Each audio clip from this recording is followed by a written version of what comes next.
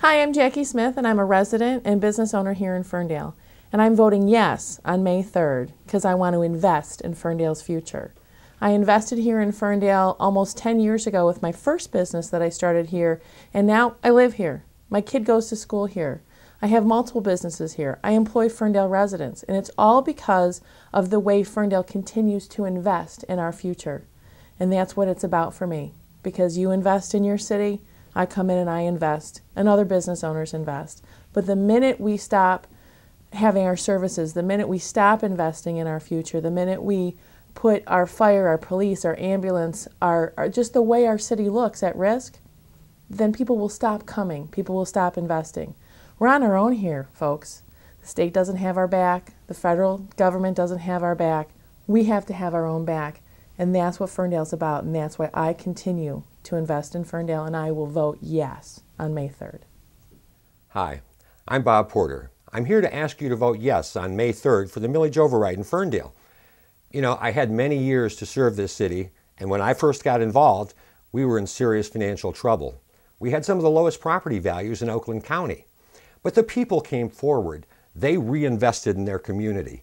And through that period of time, our property values appreciated at a greater rate than any place in Oakland County.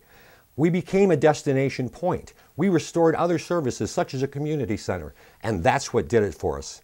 Today, if we don't stand up as citizens in our community, those are things that could be lost. Now, it'll affect me a couple $100s a year, but if I don't do this, the continued loss of services will cost me $5,000, $10,000 in depreciation in my property value. We can't allow that to happen. Please consider the value of your community and come forward on May 3rd. Vote yes to save Ferndale. Hello, my name is Nancy Goedert.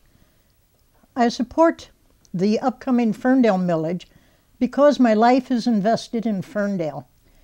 3 of my children and 4 of my grandchildren live in Ferndale, and my house is here. Ferndale is a well-run city. We participate in SACRA's great recycling program that pays the city more than it costs to pick up that trash. Leaves are picked up in the fall, they're composted, and the compost is returned to citizens who want to use it in their gardens in the spring. When it snows, our streets are plowed. Our ambulances and fire trucks are just minutes away. You can feel safe walking and riding your bike in Ferndale. And if you don't feel safe outside, you become a prisoner in your own home. You don't save money by letting your city services deteriorate because your property values deteriorate. Ferndale is Norman Rockwell, small town America.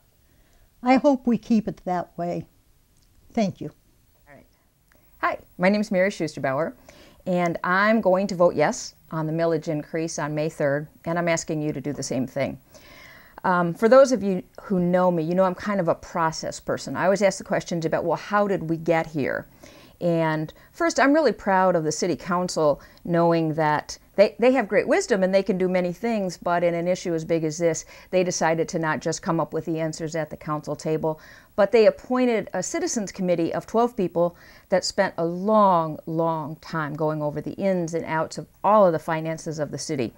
And in the last few weeks, I've had the opportunity to sit down with a few of those people, and I'm just amazed at how much they know about the finances of our city. So I think that the proposal that they came up with was well thought out. It's gradual, it's temporary, no ifs, ands, or buts about that. It is temporary. But the millage increase is combined with cuts. So I think what they recommended to the City Council was very reasonable, and I'm pleased that the City Council decided to go ahead and put that on the ballot. You know, I've been here for a while, longer than some, and I don't want to see the investments that we've made in the past go down the drain because of some short-sightedness or reacting out of fear to misinformation. I think this is a time when we need to step up and really protect the investments that we've made in the past. I'm thinking back to a long time ago when Bob Porter and Nelson House were the 2 people who chaired that main infrastructure bond proposal committee. And it passed, and that was something that we really needed in our city. And then a few years later, Bob Porter, Nelson House, and myself were the ones who chaired the Citizens Committee for the school district that looked at a bond proposal, and that was passed. So we've got a history of investing in our community. And like I said, I don't want that to go down the tubes because of short-sightedness or because of fear. I want to keep living in a vibrant community, and I think you do too. Please vote yes on May 3rd.